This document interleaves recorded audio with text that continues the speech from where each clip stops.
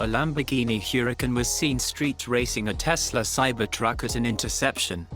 Such street racing stunts should be penalized or prosecuted for posing a risk to the public. Kinda irresponsible venue, but as the expression goes, boys will be boys. Even with the faster 0 to 60 from the Cyber Beast, it's not much more than the Huracan, which would take another second or two to overtake. The Cybertruck, being a heavier car, smoked the Lamborghini. The Beast is a beast for a reason.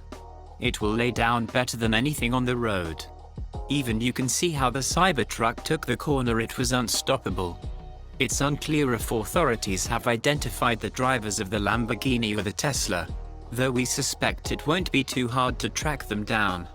At least neither of them crashed, and we're not dealing with more serious consequences like injuries.